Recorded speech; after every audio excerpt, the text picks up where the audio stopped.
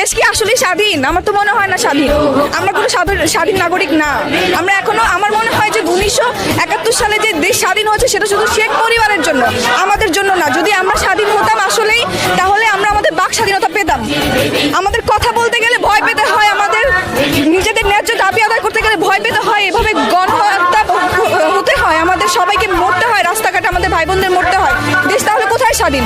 স্বাধীন শব্দটাই উচ্চারণ করা যাবে না। আমরা এখনো স্বাধীন না। স্বাধীনতা